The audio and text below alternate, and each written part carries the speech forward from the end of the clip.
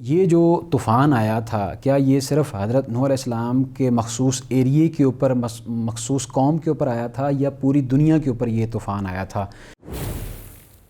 تو بعض لوگوں نے اس زمین سے استدلال کرتے ہوئے جو ہے وہ یہ کہا ہے کہ یہ پوری دنیا پہ آیا تھا۔ پہلے دنیا پوری توحید پر تھی، لیکن سب سے پہلے شرک کا آغاز نوح علیہ السلام کی قوم سے ہوا ہے۔ پوری جو مخلوق تھیں جس کو اللہ تبارک و تعالیٰ نے باقی رکھنا تھا، حیوانات ہو گئے، جانور ہو گئے، ان سب کو ایک کشتی کے اندر حضرت نوح علیہ السلام نے یا اللہ تعالیٰ نے کیسے جمع کر دیا؟ اللہ تعالیٰ جو کائنات اور کون کو بنا سکتا ہے، اتنی بڑی دنیا کو بنا سکتا ہے اور اس کے اندر اتنے بڑے بڑے سیارے اور یہ ساری چیزیں چلا سکتا ہے،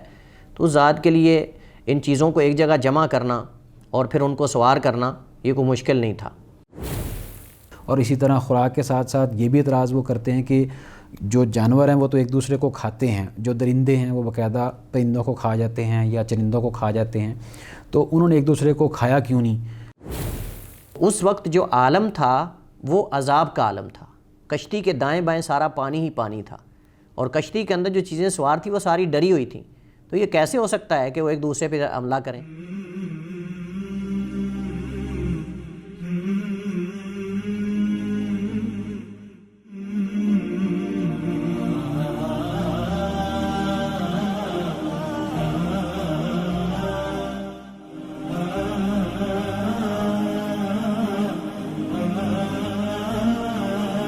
بسم اللہ الرحمن الرحیم۔ السلام علیکم ورحمۃ اللہ وبرکاتہ۔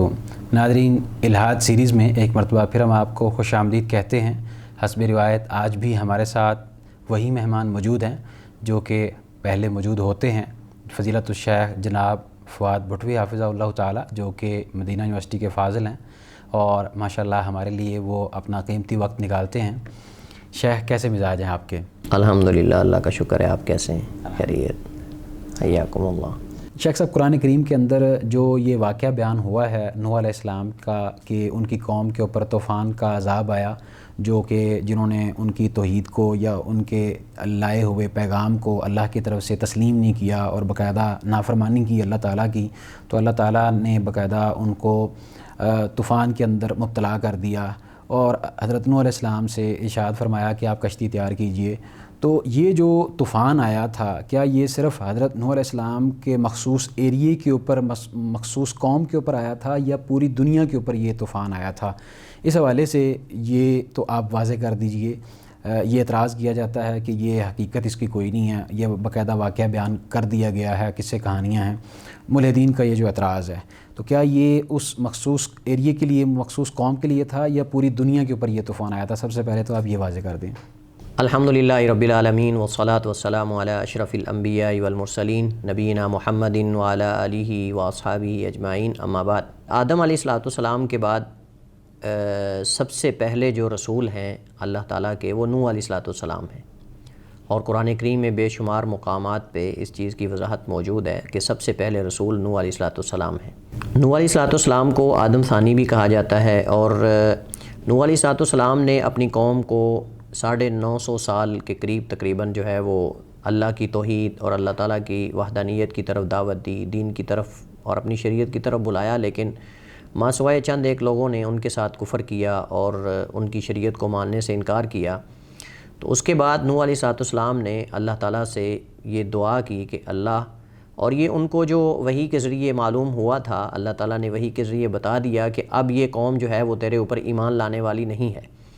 تو اس کے بعد نوح علیہ السلام نے ان کے لیے جو ہے وہ بد دعا کی کہ اے اللہ، ان کو جو ہے وہ تباہ و برباد کر دے اور کوئی ایک کافر جو ہے وہ دنیا پہ نہ چھوڑ۔ تو نوح علیہ السلام کی دعا پر اللہ تعالیٰ نے ان کو کشتی تیار کرنے کا کہا، اور وہ کشتی جو ہے انہوں نے تیار کی۔ اس کشتی پر اللہ تعالیٰ نے کہا کہ ہر چیز کا جوڑا جوڑا بٹھا لو، اور ساتھ ان لوگوں کو بھی شامل کر لو جو آپ کے ساتھ ایمان لائے ہیں، جو کہ گنتی کے لوگ تھے، چند ایک تھے،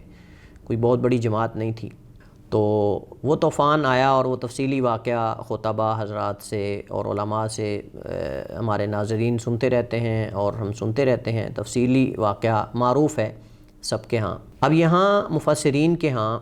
جہاں بھی نوح علیہ السلام کے اس طوفان کا ذکر ہے قرآن کریم کے مختلف مقامات پہ، جیسا کہ سورہ ہود میں ہے، اس طرح سورہ نوح کے اندر ہے، کئی اور مقامات پہ ہے، اس کے بارے میں مختلف آراء ہیں کہ کیا یہ طوفان جو آیا تھا پوری دنیا پہ تھا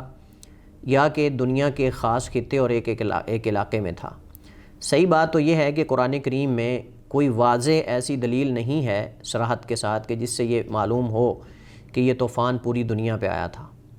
اور نہ ہی اس بارے کوئی واضح اور صریح دلیل موجود ہے کہ یہ صرف ایک خاص خطے اور علاقے میں تھا۔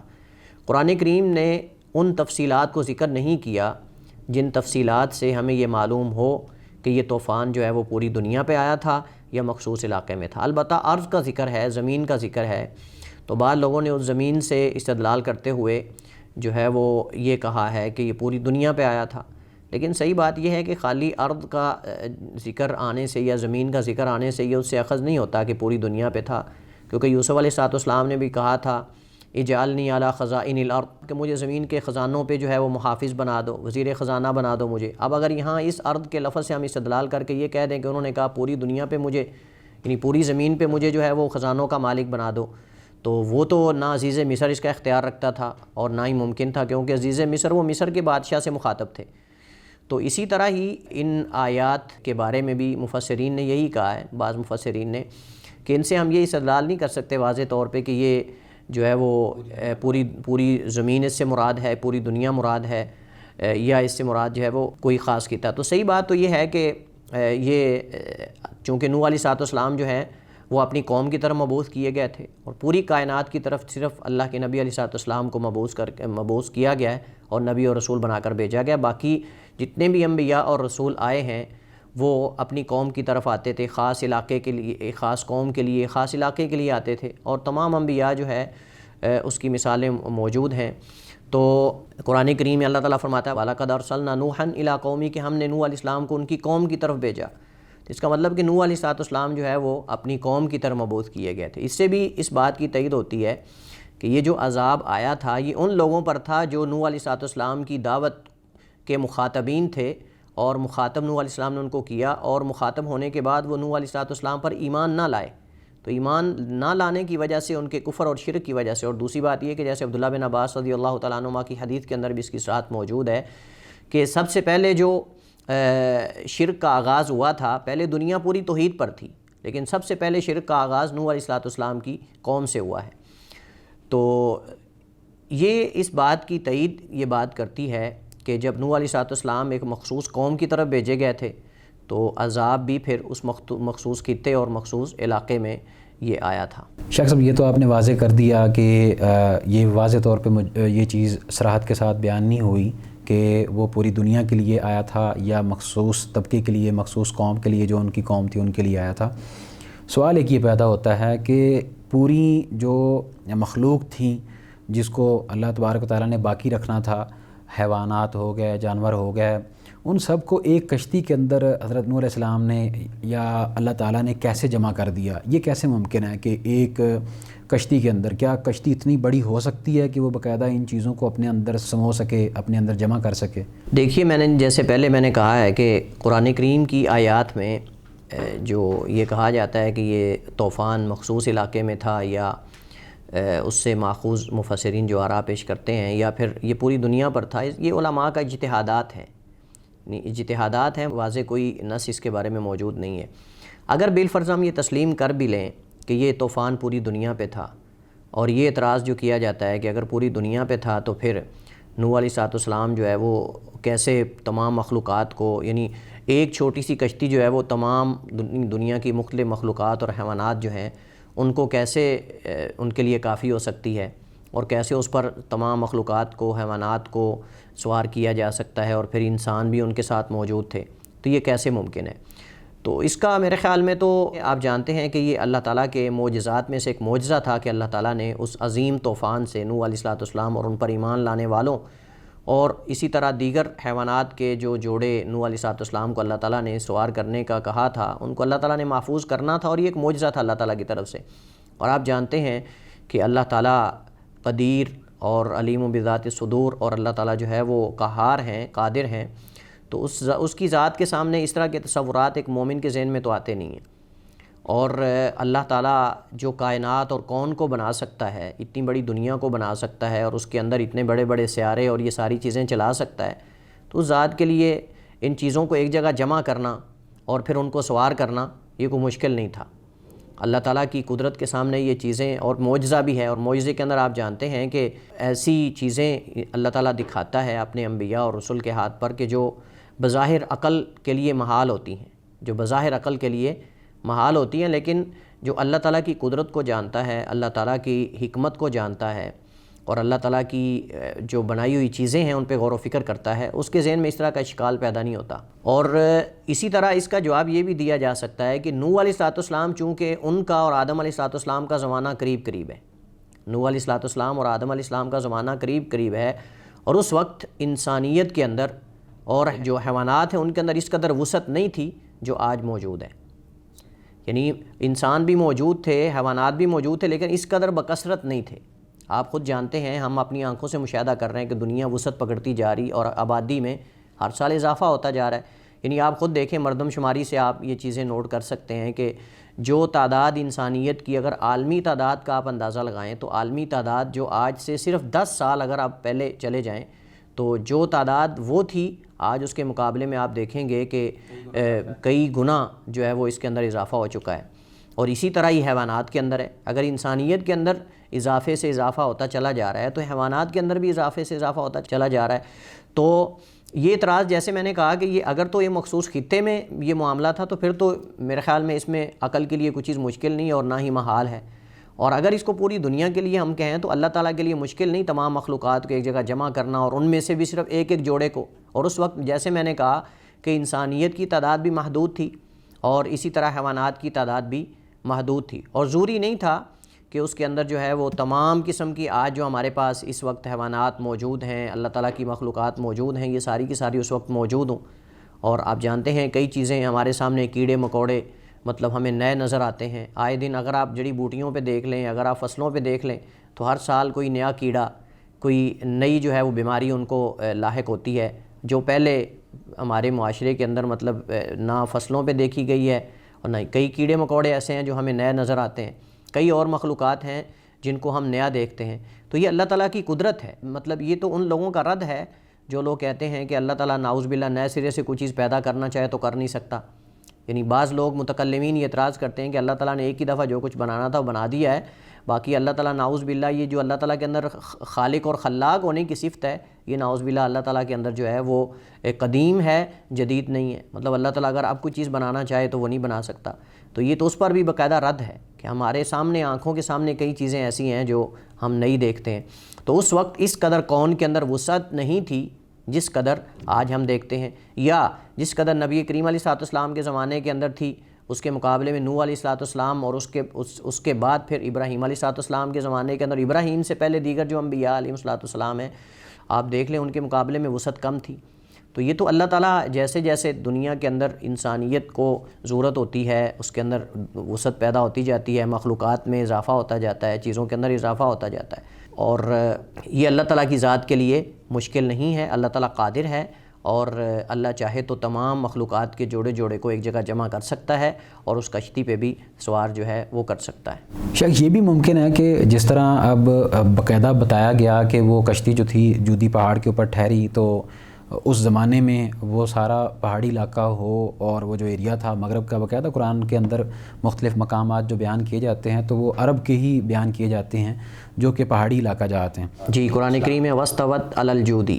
تو وہاں پر یہ جو جانور تھے، یہ تو ان کی جو اقسام تھی حیوانات کی، جانوروں کی، یہ ممکن ہے کہ وہ ویسے ہی ناپید ہوں، اتنے زیادہ نہ ہوں، تو ہو سکتا ہے کہ ان کو باقاعدہ بچانے کے لیے یہ کوشش کی گئی ہو، یہ بھی ہو سکتا ہے۔ یہ جو آپ جو بات کر رہے ہیں نا، یہ اس صورت میں جواب الزامی دیا جا سکتا ہے جب ہم یہ کہیں کہ یہ مخصوص خطے میں تھا، یہ مخصوص خطے میں تھا۔ اگر مخصوص خطے کی بات کریں تو اس وقت ہم یہ کہہ سکتے ہیں کہ نوح علیہ السلام جس علاقے میں تھے، اس علاقے کے اندر ہو سکتا ہے کہ یہ چیزوں کی تعداد بالکل محدود ہو اور اس کشتی پہ ان کا مشکل نہیں تھا، اور اگر پوری دنیا میں بھی ہو تو اللہ تعالیٰ کے لیے کوئی مشکل ہے۔ اور نوح علیہ السلام اس کو کئی دن کشتی کو بناتے رہے، کوئی چھوٹی کشتی تو نہیں تھی، بلکہ وہ قوم تو مذاق کرتی تھی کہ جب گزرتے اس کے پاس سے تو کہتے کہ یہ کشتی تم خشکی پہ چلاؤ گے، یہاں تو پانی پینے کو نہیں ملتا، اور آپ کہہ رہے ہو کہ ہم یہ مطلب کہ اس کا کشتی کو طوفان آئے گا اور فلاں ہوگا، بلکہ وہ استہزاء کرتے تھے۔ شیخ یہ آپ نے جو واضح کیا ہے، یہ ہمارا مسلمانوں کا تو اس بات کے اوپر یقین ہے الحمدللہ، اور ایمان ہے اس چیز کے اوپر کہ اللہ تبارک و تعالیٰ نے جو فرما دیا ہے وہ حق ہے، سچا برحق ہے، اس میں ہمیں تو کسی قسم کا کوئی شک و شبہ نہیں ہے۔ لیکن جو عقل پرست ہیں، ملحدین ہیں، وہ یہ اعتراض کرتے ہیں، عقلی اعتراض ہے ان کا، کہ یہ کیسے ممکن ہے کہ ایک کشتی کے اندر اللہ تبارک و تعالیٰ کے حکم سے حضرت نوح علیہ السلام نے سارے جانور اکٹھے کر دیے، لیکن ان جانوروں نے جو باقاعدہ خوراک کھانی ہوتی ہے وہ کہاں سے مہیا کی ہوگی ان کو؟ اور اسی طرح خوراک کے ساتھ ساتھ یہ بھی اعتراض وہ کرتے ہیں کہ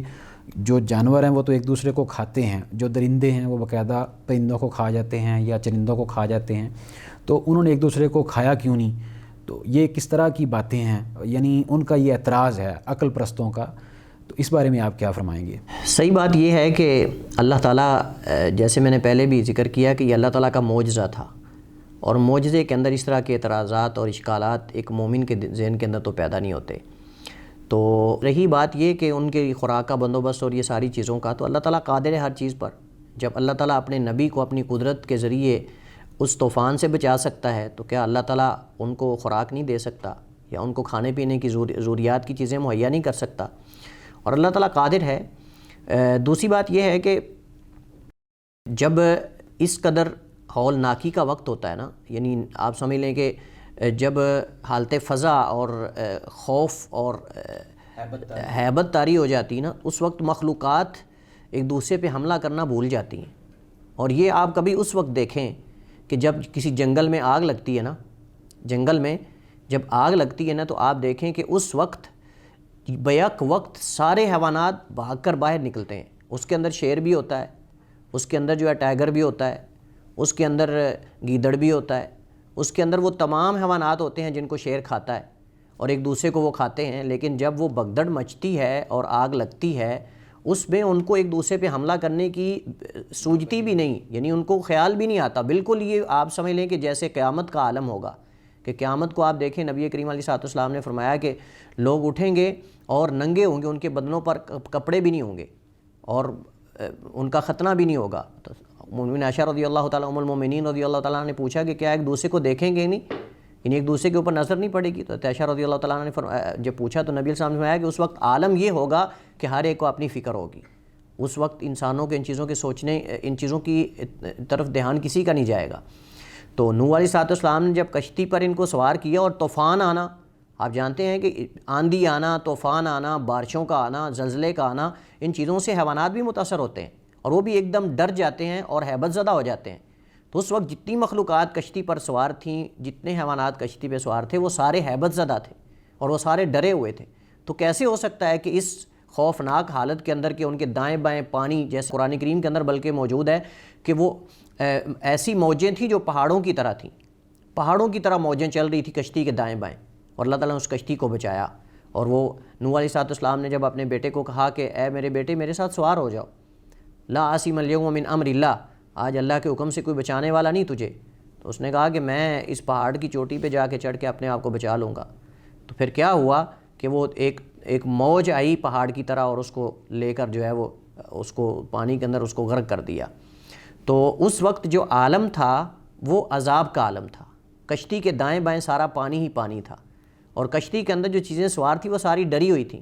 تو یہ کیسے ہو سکتا ہے کہ وہ ایک دوسرے پہ حملہ کریں، تو ایک دوسرے کو ہلاک کریں یا قتل کریں یا ماریں؟ یہ ہو نہیں سکتا۔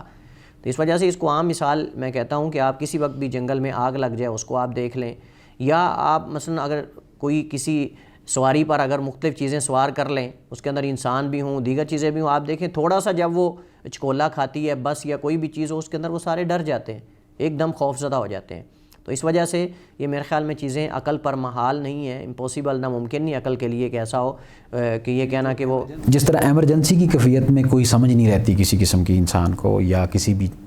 چیز کو، جی اس میں کسی چیز کو دوسرے پہ اٹیک کرنے کا سوجتی بھی نہیں ہے، یہ خیال بھی نہیں آتا۔ اس وقت ہر ایک کو اپنی جان کی پڑی ہوتی ہے، اور عذاب جو ہوتا ہے نا، یہ جیسے حدیث کے اندر آتا ہے، نبی کریم علیہ السلام نے فرمایا کہ حتیٰ کہ جب مردے کو بھی عذاب ہوتا ہے تو سوائے انسانوں اور جنوں کے ہر چیز سنتی ہے، ہر چیز سنتی ہے۔ تو ان کو تو ہم سے زیادہ پہلے پتہ چل جاتا ہے ان چیزوں کو،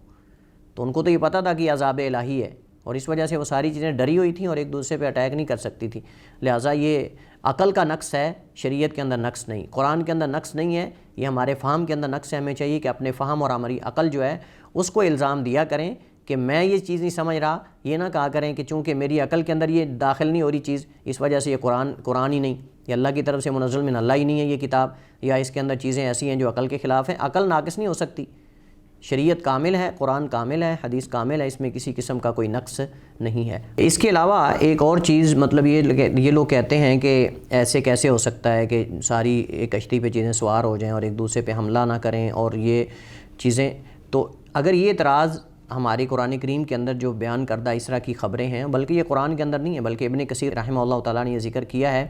کہ جو طوفان نوح ہے اس کا ذکر تو تمام آسمانی جو ادیان ان کے اندر موجود ہے، تمام آسمانی کتابوں کے اندر بھی موجود ہے، تمام مذاہب اور ادیان کے اندر، بلکہ یہودیت، عیسائیت اور مسلمان، اس کے علاوہ دیگر لوگ بھی اس کو تسلیم کرتے ہیں. حتیٰ کہ ہندو مذہب کے اندر بھی اس کا وجود موجود ہے، دیگر جو مذاہب ہیں مجوسیت کے اندر، ہر چیز کے اندر اس کا وجود، سب مانتے ہیں طوفان نوح کو. بلکہ جو باقاعدہ سائنسدان ہیں وہ بھی یہ سمجھتے ہیں اور وہ کہتے ہیں کہ یہ جو پہاڑوں کے اوپر باقاعدہ طے بنی ہوئی ہے، یہاں تک پانی ہوا کرتا تھا پہلے، جو اونچے اونچے پہاڑ ہیں، اور وہ یہ چیز تسلیم کرتے ہیں کہ پہلے پوری زمین جو تھی وہ پوری زمین کے اوپر باقاعدہ پانی ہوا کرتا تھا. تو بعض تو یہ کہتے ہیں جو مسلمان ہیں کہ یہ جو سیلاب آیا تھا یا طوفان آیا تھا حضرت نوح علیہ السلام کا، یہ وہی تھا. تو سائنسدان بھی اس چیز کو تسلیم تو کرتے ہیں، سائنس بھی مانتی ہے. اور دوسری بات یہ ہے کہ ہم کہتے ہیں کہ اگر یہ چیز تمہیں عقل کے خلاف لگتی ہے تو جو تم بگ بینگ والے حادثے کی پوری سٹوری بناتے ہو وہ کیا انسانی عقل کو سمجھ آ جاتی ہے؟ یعنی یہ کشتی کے بارے میں تم اعتراض کرتے ہو، طوفان نوح کے بارے میں اعتراض کرتے ہو کہ یہ صرف ایک افسانہ ہے، اس کی کوئی حقیقت نہیں ہے، تو تم جو بگ بینگ کی سٹوری بیان کرتے ہو اس کو تو پاگل بھی نہیں مانتے. جے کہ سمجھدار اس کو تسلیم کریں، پاگل لوگ بھی اسے تسلیم. یعنی کیسے ہو سکتا ہے کہ یعنی بے جان چیز سے حیوانات اور جاندار چیزوں کا آغاز ہو؟ مطلب یہ تو وہ تمہارے نزدیک صحیح ہو جاتا ہے لیکن جو صحیح ہے وہ تمہارے نزدیک غلط ہو جاتا ہے. تو یہ درست نہیں ہے. یہ واقعہ ایک ایسا واقعہ طوفان نوح کا جو دیگر تمام کتابوں کے اندر موجود ہے. بہت شکریہ شیخ، اللہ تعالیٰ آپ کو رحمتوں و برکتوں سے نوازے، اللہ تعالیٰ آپ کے علم میں مزید برکت نازل فرمائے. حیاک اللہ، بارک اللہ. ناظرین، یہ تھا ہمارا آج کا پروگرام جس کے اندر شیخ صاحب نے واضح کیا کہ حضرت نوح علیہ السلام کے حوالے سے جو مولدین اعتراض کرتے ہیں ان کے اعتراض جو ہیں یہ بے بنیاد ہیں. باقی چیزوں کے اوپر وہ یقین رکھتے ہیں کہ یہ چیزیں ممکن ہیں. بڑے بڑے اسپیس شپ بنا دیے، بڑی بڑی ایسی چیزیں انسان آج خود دریافت کر کے باقاعدہ وہ چاند پر قدم رکھنے کی باتیں کرتا ہے اور باقاعدہ مریخ دیگر سیاروں کے اوپر جانے کی باتیں کر رہا ہے. تو یہ انسان بذات خود اتنی ترقی کے اوپر یقین رکھتا ہے، لیکن جو اللہ تبارک و تعالیٰ کی ذات خالق ہے، مالک ہے، رازق ہے، اس کے حوالے سے اس انسان کو جو کہ عقل پرست ہے سمجھ نہیں آتی اور اس کی سمجھ سے ماوراء باتیں ہو جاتی ہیں، تو پھر یہ اٹکل پچو لگاتا ہے اور باقاعدہ اعتراض کرنے لگ پڑتا ہے. اللہ کی بنائی ہوئی تمام مخلوقات کے اوپر اللہ تبارک و تعالیٰ ہر انداز سے قادر ہیں اور وہ جس طرح چاہتے ہیں ویسے حکم صادر کرتے ہیں اور ویسے معاملات پیش آ سکتے ہیں ان کے حکم سے. انشاءاللہ ہم اپنے دیگر موضوعات کے ساتھ آپ کے سامنے حاضر ہوتے رہیں گے. اگر آپ کا کسی قسم کا کوئی سوال ہو تو وہ آپ کر سکتے ہیں. تب تک کے لیے آپ ہمیں دیجیے اجازت. اللہ حافظ.